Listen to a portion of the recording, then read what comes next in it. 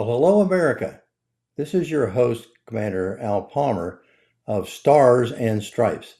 And it's good to have you back with us again. I think we're going to have a very interesting show today. We're going to talk a little bit about our United States Navy, its condition, the things that it's got that are going so well for it, as we always have, but also some of the challenges that it faces going forward. The Navy is an important part of our defense establishment. Why? Because the power of the seas with two oceans on either side of us makes it one of the driving forces in both commerce as well as defense. So having a strong Navy to defend our external waterways is important. And we're very good at that. We have been for many years. But sometimes that gets off track when funding goes away or when politics may change it. And we're going to talk about that today with one of my favorite people, Captain Brent Ramsey. Brent is a career naval officer, surface officer, a little bit of time in submarines, I think, along the way. But he's been a defense writer for years. He's written very extensively on the Navy, the problems and the advantages that we do have. And it's great to have him with us, both as a writer, but also as part of STARS. He's on our board of advisors for STARS, as well as on the board of advisors for the Calvert Task Group. And he's been very active in trying to keep the Navy strong today. And Brent, it's great to start having you with us again. Welcome back to Stars and Stripes. Thanks so much, Al. Appreciate it. So tell us a little bit about how you got involved in the Navy. We all ended up probably with some relation or some way of wanting to get into the Navy.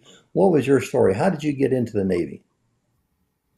Well, I'm a Navy brat. My dad went into the Navy in 1942, right after Pearl Harbor, and saw a lot of combat in both the Atlantic and Pacific during the war. And then after the war was over, he decided to make the Navy his career. So I grew up. I was born in a Navy hospital. I grew up in the Navy, moved all around the country, following my dad, and he's a retired Master Chief. He and my mom are both buried in Arlington. At any rate, there was no question what I was going to do growing up because my dad told me I was going in the Navy. And back in those days, you did Funny how that happened. what your old man said. So I was commissioned through the NROTC program at the University of Nebraska, Lincoln, Nebraska in 1969. And like you said, I spent my life, most of it, in the Navy, both on active duty as a reserves officer and also Navy civil service. And I even worked for the Navy for a while as a contractor. So altogether, about 40 years of experience with the Navy in a lot of different areas, some sea duty, a lot of time ashore, a lot of time with the Seabees, a combat engineer force for the Navy. And how I got into my study, more detailed study after I retired of the Navy at some juncture back in 2015 about, I found myself on the military advisory group from Congressman Mark Meadows. At the time, my wife and I lived in Western North Carolina in Mark's district, and he had been elected to Congress. And a friend of mine shanghaied me and got me on his military advisory group. And he said, "Hey, Brent, you and the others on my advisory group write articles about the military so that I can comment on them, so I'll know what issues are facing the military, and it will strengthen my ability to do things helpful to the national defense." So I started writing in 2017, and I've continued that. Just today, I published another article on China in on a venue called the Patriot Post. So as a service brat, you saw all of the workings of the military from inside, which obviously helped you get adapted to the Navy probably easier than the average bear, right? Well, yeah, I was stationed all over the place, shipboard, ashore, with the EOD community, with the Seabees, with the P3 community, I had extensive experience all over the world, really, and saw a lot of different elements of the Navy. And as a civilian, I spent the majority of my time as a civilian with the Seabees, but a lot of it was also with the oceanographic community. So really, my 40-year career, I got exposure to virtually every part of the Navy. I didn't. I mean, I didn't really have any exposure per se to the submarine community, other than one day as a midshipman on a familiarization cruise on an old diesel boat. But I was stationed on an aircraft carrier. I was on a tin can. I was on a cruiser, nuclear powered cruiser. Like I said, a lot of shore duty all around the world. And like I said, I've made it my business since I retired. I like to tell my friends retirement is a myth. Uh, if you have an active mind and an interest in our country, you never really retire. So I've been involved in veterans issues since I retired. Belonged to MOA, Naval Institute, Association of the United States Navy, Navy League of the United States, and have done what I can to stay current on what the Navy is doing. Strategically, you mentioned in your intro, we're a maritime nation. From our founding, even before our founding, everybody knew it was important for us to have a strong Navy. We're surrounded by water on three sides. We have more water coastline practically than any other nation on earth. 90% of the commerce in the world goes by sea. Just about 70% of the commerce that U.S. itself depends on transportation by sea. So if you go back through history, many historical figures and presidents and diplomats have all stressed the importance of the Navy. When I was on active duty, and you too, Al, Reagan was president. He made it a goal to build the Navy up to a 600-ship Navy. We almost got there back in the 80s, but now the Navy is in dire straits. As a Navy man, I would call it in extremis. That's a nautical term when your ship is in danger and about to have a collision, or you're entering combat, whatever. In extremis is an expression that means extreme danger. And we're now in a position where the Navy is extremely stressed, overcommitted. We don't have nearly the number of ships we should have. We have manpower problems as well. So I've made it my business to become an expert on those topics and have written extensively, as you alluded to, about that and what it means to the defense of our nation. Well, as I think about it, back about that time when Reagan was in office, I was back in Washington in the bureau, but we were then, like you say, fighting to keep 600 ships, but that was way down from the earlier 70s, as I recall. We were up around 700 or 800 at the end of Vietnam. But even if you go back further, back into World War II, didn't we have something like 6,000 ships that we made with shipyards all across the country? And are those Right. shipyards all gone? Have we gotten rid of that capability entirely? Yeah, back by the end of World War II, we had tremendous shipbuilding capability, and like you said, thousands and thousands of ships, and the industrial capacity to build ships quickly, thousands of them.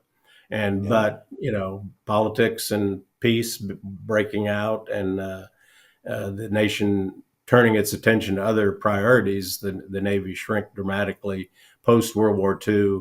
And by the time I was commissioned, we had, I don't know the exact number, but we had, I think, something like around 800 ships when I was commissioned in 1969.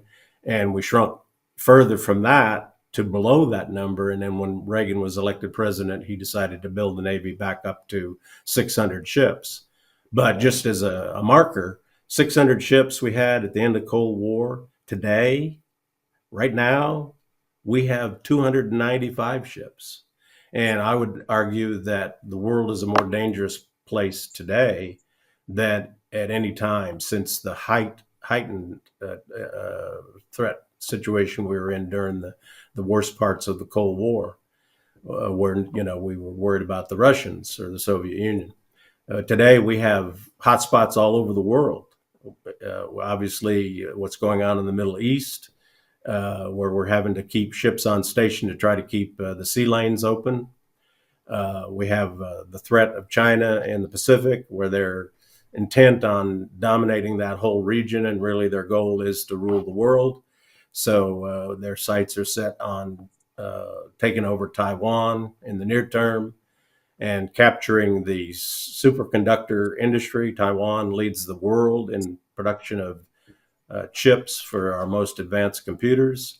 China covets that, as well as the land and the other technology that is available in it from Taiwan.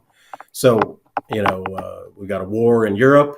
I mean, like I said, there's no news to anybody that we have a dangerous world, and we rely on the Navy to keep the sea lanes open, keep commerce flowing, and to protect our nation's interests.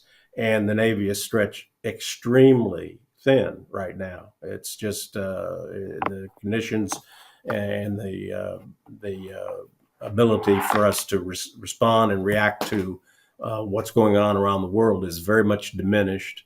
And unfortunately, the Congress has been asleep at the switch and has not provided the money nor the technical means to build the Navy up to what it needs to be to protect our nation's interests. So as I recollect, just a couple of years ago, the Congress was challenged to do that, and I think they authorized 355 ships, as I recall, in one of the NDAAs then. But Correct. that means we're short even of what Congress authorized before and probably funded. Has the funding changed much over the last couple of years, or is that kind of steady?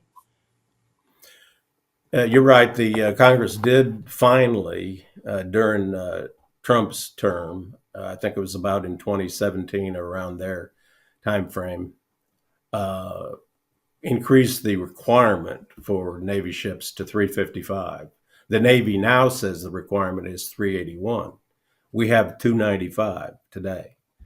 Unfortunately, Wow. the Congress never appropriated the money to get that process underway to build up the size of the fleet. So basically, since President Trump's first term to today, the number of ships in our forces has been relatively stable, static. It fluctuates up and down year by year. And so, like I said, we haven't really made any progress at all.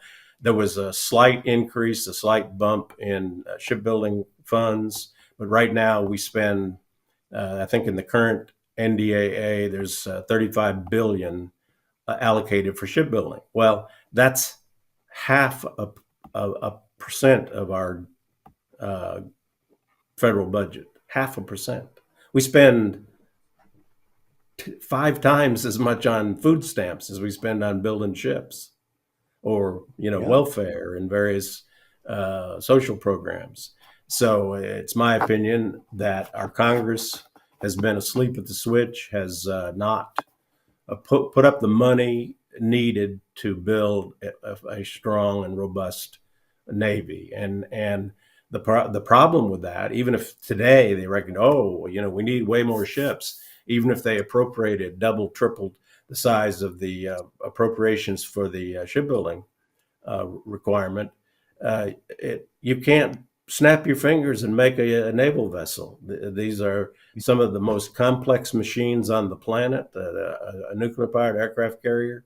You've been aboard carriers. Understand this. I was stationed on the Shangri-La. That's an old World War II vintage carrier. But aircraft carrier is the most complicated machine on the planet. Okay, it took us 13 years to build the USS Ford, the newest aircraft carrier, the Ford class, the first in the Ford class carriers. 13 years. So even if Congress appropriated double, triple, quadruple the amount of money for shipbuilding today, it doesn't solve the problem quickly because it takes an immense amount of time. Ships are amazingly complex, and it takes a long time. Now, Could there be improvements in that process? Certainly. And that with the advent of AI, and we may talk about in this interview if you get to it, some of the Navy's failings on how it's managed the shipbuilding account, and problems that we've had in, even after money is appropriated for building certain classes of ships, then the ships themselves turn out to be a dud, like the LCS, for example, the so-called littoral combat ship, where we spent uh, billions and billions on this new class of ship, and it's turned out to be a bust. It's not an effective ship. In fact, we've already retired 9 of them. They were practically brand new ships, only a few years old, and we've put 4 of them out of commission. We plan to decommission 2 more, and we plan to sell 2 more to foreign navies. And so mistakes like that don't help the problem of getting up to a higher number of ships that we need to defend the nation.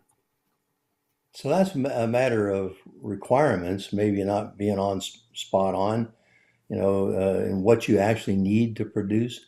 But there also seems to be a problem with the delays and the diminishment of production over the years of ships in the shipyards to a workforce that's available to do that. I mean, even if we wanted to surge that to what level we might need today to build the extra ships we need, where do we find a workforce for that? And do we still have the active shipyards that could be put in effect kind of overnight in order to do that? No, we don't. Post Cold War, our nation, the Defense Department, orchestrated a tremendous consolidation of the defense industries, with the recognition that the Soviet Union had fallen. The conclusion was, oh, well, we can downsize our military, we can downsize our industrial base. So that was done deliberately to mothball a lot of our shipbuilding capability, and to not need to keep a large navy. And so the fact is, we have very limited shipbuilding capability that's in existence now. It basically, our commercial shipbuilding industry is practically non-existent. I mean, we produce a handful of ships, commercial ships per year. Navy combatant shipbuilding is healthy and robust, and we have a number of very reliable contractors, big business, Huntington Ingalls, and the shipbuilding that's going on now to build our ships. They're very good at what they do for the most part, with the exception of some of the mistakes, which I've mentioned. The LCS, the Zumwalt class is another mistake. But generally speaking, when we get around to building our ships, they're very good quality, and they're exactly what we need. The problem is we just don't have enough of them. Now, getting to your question about the industrial base itself and the workforce, that's a problem. Now, those facilities, I mean, we literally had hundreds and hundreds of shipbuilding facilities at the end of World War II. Most of those still exist. In other words, they weren't torn up and destroyed. Those sophisticated shipbuilding, like dry docks and the types of facilities you use for building ships, still exist. They're dormant right now. So there is some latent capacity there to revive the shipbuilding industry. It's going to take money, and in fact, the Navy and the government has been investing a little bit of money in recent years in trying to refurbish and bring back into activity some of these older shipyards. But it's very minimal effort, and it's going to take quite a bit of time. You can't snap your fingers and bring a shipyard that's been dormant for decades back into operation again. And of course, it would have to be upgraded to modern technology and some of that stuff too. And the other aspect of that you mentioned, the workforce isn't there. The trades in this country are not a priority. Our educational system for decades now has emphasized, everybody go to college. And so we have millions and millions of high school students, and they're all in the track to go into college and get degrees in whatever. And so the actual trades that you need for industrial operations like shipbuilding are very, very meager in this country. Again, there have been some efforts by the Navy to try to boost that. There's some defense money that's actually gone to invest in developing the trades. But for example, welding, as you could imagine, you're a Navy man, you know this. Building ships, there's a lot of welding involved because there's steel ships or steel and aluminum composite or whatever, and there's a lot of welding that's involved. To create a master welder, this is it sounds like, wow, it's a trade. How complicated could it be? It takes 5 years to train a master welder. Yep. 5 years Least, yeah. just to train one. Okay. We need Yeah. thousands and thousands of tradesmen like that, welders and ship fitters and electricians and you name it, all the trades it takes to build these massive ships. I mean, people don't understand if they're not close to the Navy. The Ford displaces 100,000 tons. It's the most complex object created by man on the planet. And it takes very skilled people to be able to put those things together. Like I said earlier, it took 13 years to build the Ford. Now that's outrageous. It shouldn't take that long to build anything, even that complex a ship, but that's what it takes. So we're in a hole now with not enough ships, hot spots all over the world, the Navy being overtasked and expending a lot of our ordnance, like what has happened in the Middle East, because we've been using $1 million SM-3 or 2 or 6 missiles to shoot down $1,000 drones. And that's a national policy issue we probably shouldn't get into. But, we're in extremis. I'll use that term again. The Navy is in extremis. If an actual shooting war broke out right now with China, we would be seriously, seriously challenged to come out on top. And the war games reflect that. The war games reflect that if we got into a war with China in the Indo-Pacific, we would probably win, but it would be at a serious, serious cost, the loss of many ships, capital ships, and thousands of sailors dead. So it's a very interesting point, though, about the state of the defense industrial base when it comes to shipbuilding. As you say, there's lots of places that are sort of dormant now, but it's that surge that needs to take place. So is it the Navy that needs to push that, or is it the political side? Who is going to be the mover and shaker that gets that going? Or is it the industry itself coming alive and saying, look, we recognize that there's money to be made and things to be done. We'll go out and find the people, we'll train them, we'll get it up. So who really is got the cards there to do that? Well, the president has said he's going to make it a priority to build up the Navy. He's said he's going to appoint a commission on the Navy. Now, the Congress appointed a commission on the Navy several years ago.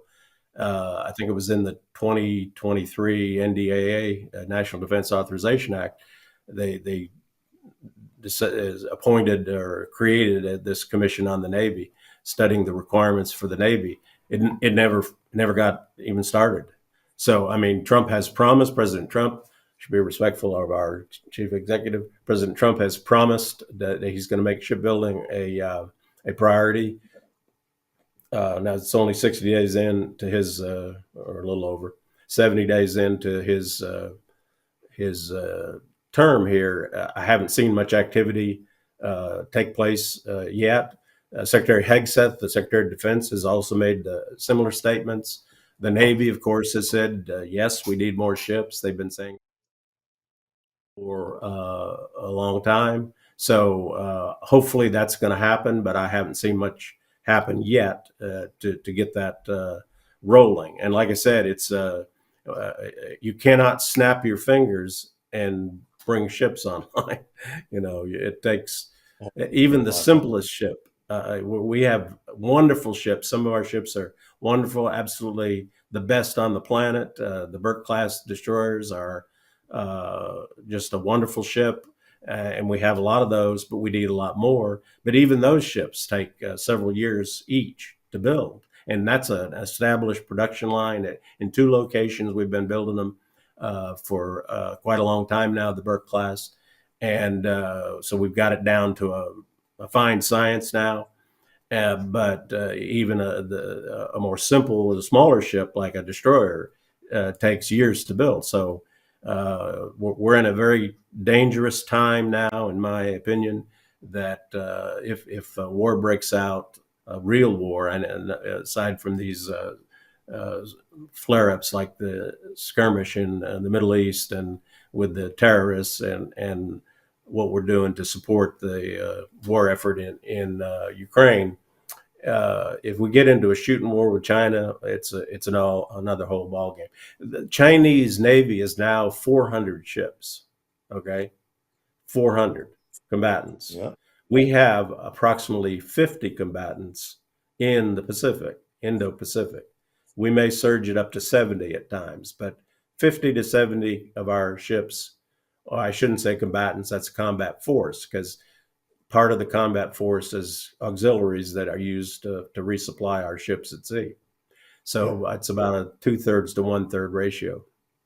So 400 ships the Chinese have right in the South China Sea, in their offshore waters. And we have 50 to 70 combatants there. Now, our ships are superior to theirs, but they're catching up because they've been stealing our technology for decades, and they've improved dramatically the nature of their what's called the plan, People's Liberation Army Navy. Their plan is world class now and outnumbers us greatly. On top of that, they have a armed Coast Guard of another 180 ships. That Coast Guard is part of the Navy. It works for the Navy. It's not like our nation where the Coast Guard isn't even in the Defense Department. It works for the Department of Transportation or Homeland Security, or transportation. I forget now. I'm getting my signals crossed here. It's part of Homeland Security. So in time of war, the Coast Guard does chop to the Navy and become part of the naval forces, but in peacetime, it's not even part of the Navy. So in addition to the Coast Guard, they have what's called the Maritime Militia, which is a quasi-military collection of smaller craft numbering over 5,000 that they can also use for military operations, so for interference with sea lanes and with logistics support and all kinds of stuff. It's called the Maritime Militia. So they have massive forces in the Indo-Pacific, and they are intent on dominating in the near term the Indo-Pacific, taking over Taiwan. They harass and threaten Japan, the Philippines, our treaty allies, Australia, South Korea, constantly harassing and trying to imitate. It's called wolf warrior tactics. They use very aggressive at-sea techniques and tactics to try to intimidate the navies of other nations that have sovereign territory in the South China Sea that China attacks, basically, even has occupied some islands that belong to other nations and built bases on them. So it's a real poser. I mean, how are we going to defend our interest in the Pacific with a Navy that is at really a very weak point in time at this point in time? But like you say, we're outnumbered now. But it's not just the numbers in this; it's also the quality of the ships or the capability. If we have great capability in our ships, that's wonderful, and we do. But when you have the numbers that are so much hugely outbalanced, if you're China, you can afford not to have the greatest ships as long as you have enough of them to overwhelm the opposition. So yes, that puts them ahead right now. And of course, they're building ships for other people, aren't they? Well, yeah, they're Commercially. building. Various reports have indicated that the Chinese shipbuilding capacity is more than 2,200 times the capacity of the U.S. at the current time. That's how great they've built up their shipbuilding industry. And the other thing about the way the Chinese system works, as the despotic regime that it is, even the civilian shipbuilding companies are building civilian craft, thousands Yeah. of them, come under the umbrella of their military. So the Yeah. commercial ships are to a degree actually militarized, and the navy of the Chinese can dictate to the commercial shipbuilders what types of uh, ships that they're going to build, because those commercial ships can be turned to military use instantly if they need them. So they have a relationship. They're welded together like this, with the government of the regime dictating to the private sector in China exactly how to build these ships. And like I said, they're commercial ships, but they're militarized to a degree where they could be integrated into their Navy, their People's Liberation Army Navy, instantly, and would fall under their chain of command. So it's like having another whole uh, set of vessels that can, and in that sense, they have thousands, because they've turned out thousands of ships in the last 20, 30 years. They have the biggest shipbuilding industry on the planet. So looking at the ships that we have, though, I mean, like you say, many of them are absolutely great. Some of them are not so great, as we've also discussed. But looking at that whole lineup of ships, we're talking dozens or less in some classes. Compared to the numbers that the Chinese have, even though they're great, there are just so few of them that you got to scratch your head and say, they ought to be awfully good to overcome the numbers that the Chinese are going to have. And that, when you can start with it with our carriers, we used to have, when I was still in, 12 carriers at any given time. Not all of them, of course, were nuclear at the time either. So they were a little easier to build, perhaps a little less complicated.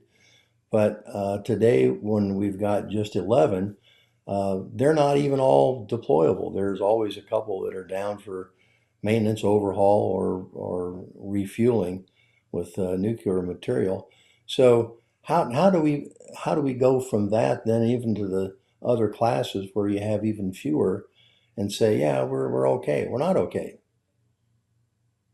No, no, we would like I said, if we actually got into a shooting war with China in the Pacific, it would be extremely challenging. Uh, One bright spot is our submarine force is by far and away superior, and to any other on the planet, and that would be an advantage for us, because we could uh, quickly sink a lot of their ships with our very advanced attack submarines. And although they are improving, like I've said earlier, they steal all our technology. Uh, our security procedures are not very good in this country. We're not good at keeping secrets.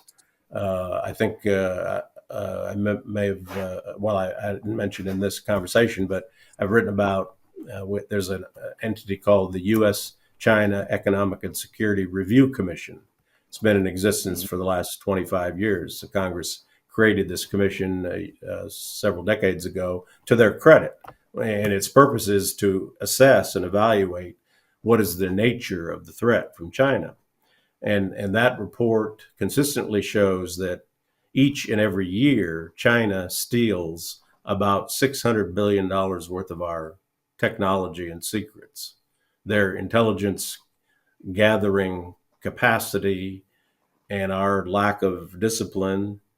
A lot of the research and development stuff is done through universities.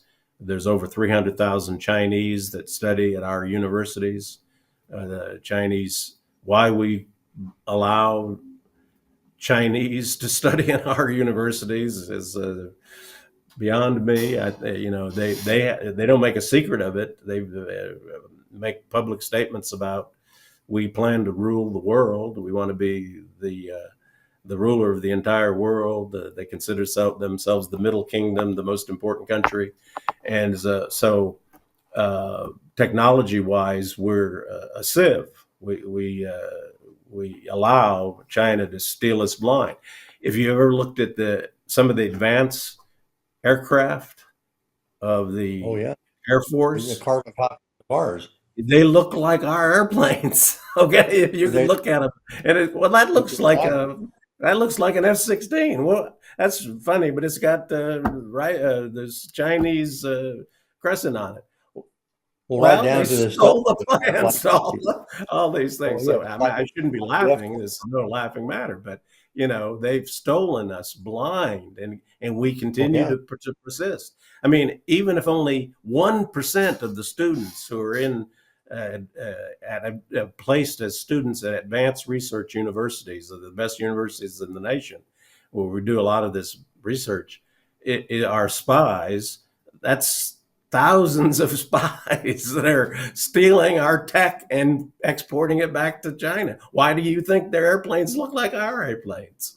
And their yep, ships yep. are starting to look like our ships because they steal us blind, and we just put up with it. So people, if Pew did a surgery, Pew Research, they do surveys all Uh, the time. That's what they do. Their most yeah, recent survey on what are the top 20 things that concern Americans. What are the top 20 things that concern America? Illegal immigration, taxes, whatever it is. There's a top 20 list. They just put it out, the one that came out a month or so ago. China isn't on the list. China doesn't concern the average American. It no, I concerns don't see. me because I've been studying it for years. But the American public is blissfully ignorant of the fact that China, in writing and in their speeches, says, we want to rule the world. We plan to rule the world by 2049. They plan. We want to take over Taiwan. We're going to take over Yep, Taiwan by 2027. That's what they've said publicly, yep, and on and on and on. But our public is blissfully ignorant of the fact that we're actually in a war. I mean, Senator Cotton, to his very great credit, has just written a book which basically says we're at war with China. Nobody talks about it, nobody acknowledges it, but we're at war with China. They want to rule the world, and we're sitting on our hands. And in the number one way we are going to defend ourselves against China is by having a strong Navy. And we've allowed our yep. Navy to become weak. And that's Brent Ramsey's story, and I'm sticking to it. And Brent, I'm right there with you. I understand fully, and it's sad to, from our perspective. Now that we're a little older, we have that long view of what's happened now in the Navy, and it's sad. I mean, like you say, when we were in, it was 600, 700 ships. That was meant that was meant to just recover to that. Now it's a fraction of that, almost half of it, and there we go. The other thing I noticed, by the way, just talking about the people part of this, there was an article today about the Chinese being discovered bringing people in through Florida and Coral Gables, and there's all of a sudden a concentration of illegals coming in that way, being rounded up. And someone said, why in Florida? Why all of a sudden these large numbers of Chinese showing up? Well, wasn't just there. It's also been that case in the Pacific, in Guam and Hawaii, the Philippines. They're coming through that way as well, and they just kind of get in, and all of a sudden they're here. If they're not going Well, to yeah. school, they're and are they terror cells or are they sleeper cells? What are they? So there's that aspect of it too that we just, like you say, have been kind of sleeping at the switch on. Well, yeah, I've written about that. I'm doing a series for the Patriot Post on China. Um, and your listeners are welcome to look at Patriot Post. You could see those articles. But one of the articles talked about uh, illegal immigration and the fact that during the time that Biden was president, an estimated 50,000 young male Chinese illegally came into this country. So here it is, Yep. 2025. We started deporting some of the massive numbers of millions and millions who were illegally allowed to come into this country during Biden's watch. But there's 50,000 military age fit male Chinese nationals in this country. What are they doing? What are they up to? They're That no could be a doubt they're very, military trained yeah, individuals who were sent through the pipeline, which originates in Central America and up through.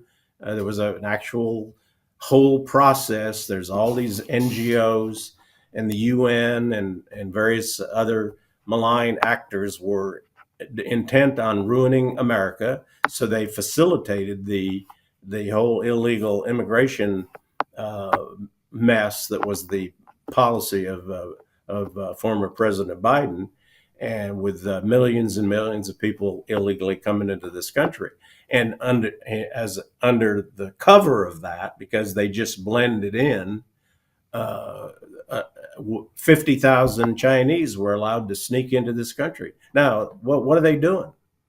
What are those 50,000 men doing in this country? Where are they? What are they up to? yeah, Are they preparing to attack our military installations, or are they just subverting our installations by illegally taking photographs of military operations in progress, or sneaking onto bases? In fact, numbers of them have actually been caught trying to sneak on yeah, board some of our military bases. So yeah. Recently, they've done that. it's ridiculous. It's we're asleep at the switch. 50,000 Chinese running around in our country, and their regime openly says we want to conquer America. Wake up, America! We're at war Yeah, with well, China. and what makes that worse is there's this kind of soft communism that's taken or Marxism that's taken place, where well they're not so bad. They're just trying to level the playing field, and it's okay if we deal with them because it's commerce and all that. No, it's not. It's an ideology that's damaging to the country. Yeah, I wrote about that. And in fact, my article today in the Patriot Post is called "China, Bane of Civilization," because they have mistreated all of their neighbors. Yeah, I mean, they took over Tibet, they took over Hong Kong, they're harassing Taiwan, the Philippines, Vietnam, Australia, you name it. They're not a good neighbor, and they want to rule the world, and they're doing it by any means necessary. Plus, they have no moral compunction. They're an atheist nation, avowedly, officially an atheist nation. They don't have any moral values. Cindy's putting up the article for today. The, you know, they don't have any compunction about doing whatever they have to do in order to yeah, seek their goals of ruling us. So uh, it's a little off topic, but in order to defend ourselves, it's my opinion and the opinion of many others. I think in my background information, going back to Alfred Thayer Mahan, Teddy Roosevelt, Ronald Reagan, Walter Raleigh, the famous Brit sure. explorer, everybody, historical figures have recognized for hundreds of years that the path to national greatness is through a robust navy, because the world is mostly water. If you haven't Yeah, looked it is. around, look at a map, look at a globe. 70% of the earth is covered with water. We move people and goods by water. And so it was recognized by these great historical figures that it was important to our nation's success and health and well being to have a robust Navy from our founding. One of the first things the founders did was create a Navy and an Yeah, and they Army. did that to off some of the piracy out in the Mediterranean. Oh, yeah. Exactly. We had pirates preying on our trade, and it was hurting us economically. So we commissioned the construction of 6 ships, and they went out and they started capturing and sinking all these pirates and protecting our trade. Yeah, the Barbary Pirates. Yep. Well, Exactly. so getting back though to the way that the world works with the navies, one of the things we used to have back in the 20s, 30s was, the China fleet. We were very prominent in Hong Kong, for instance, Philippines, and other ports, Singapore. But, we spent a lot of time developing the Navy in that part of the world, making that an ambassadorial kind of a function with other nations.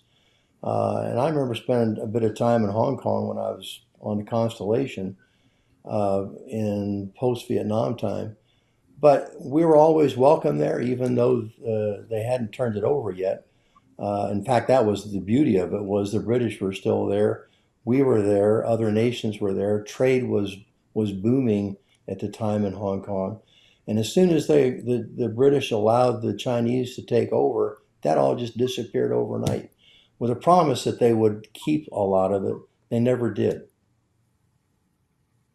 Yeah, we used to have more robust, even formal organizations. You remember the old CETO organization, which is kind of an Asian version of NATO. Yep. That's Oh yeah. dissolved years and years ago.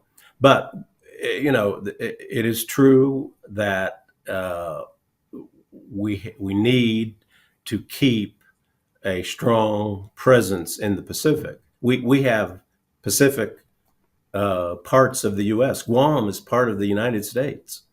Yep. Uh, you know, Hawaii is out in the middle of the Pacific, and so we have strong relationships. We have treaty allies throughout the Pacific: Japan, the Philippines, South Korea, Australia, New Zealand.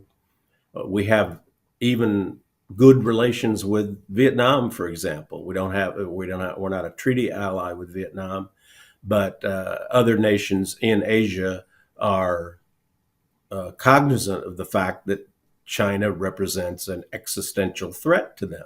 So they are receptive to having bilateral relations with us and cooperating with us on defense matters. I mean, we've sold F-35s to Singapore, I believe. That's not a treaty ally, but we've sold our newest, best, most advanced aircraft, the F-35 Lightning. There's 3 versions of it. We've sold, I think we're selling that aircraft to about 18 other countries worldwide because it's the best airplane on the planet, and they want to get in on the good deal.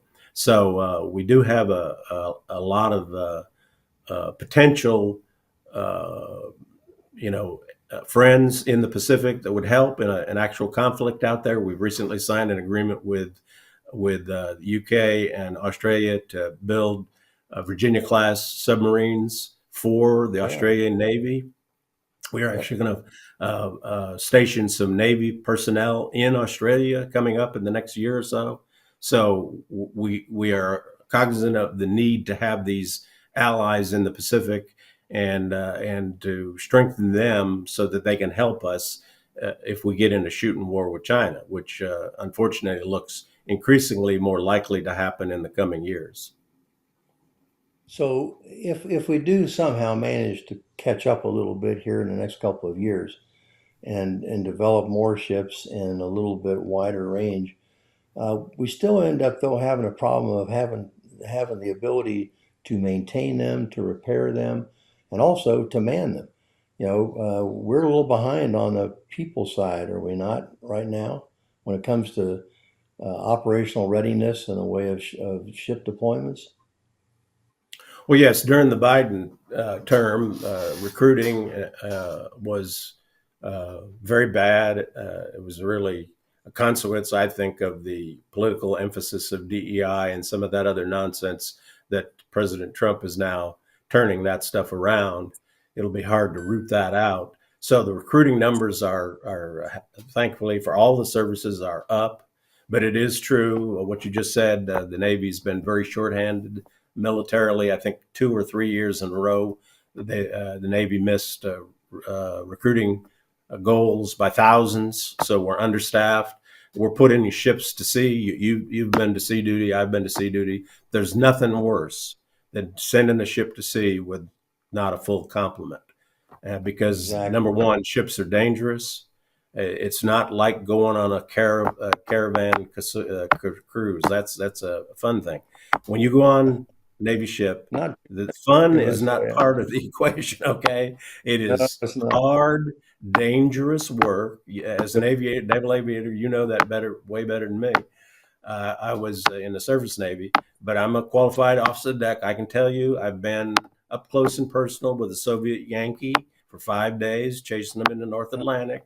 Uh, Nothing about operating a shipboard is easy or not potentially dangerous. So it is absolutely foolishness to send ships to sea without a full complement, and it just wears out the crew, makes everybody more tired than they should be, and tired sailors create accidents. And I've seen a lot of at sea accidents, so I know what I'm talking about. So under the best of circumstances, Navy ships at sea operating in a lot of time very extreme. I've sailed above the Arctic Circle where your nose will freeze off. Uh, it's just very, very arduous conditions. Salt water is very corrosive. It's a constant effort to try to keep the ship repaired and functioning.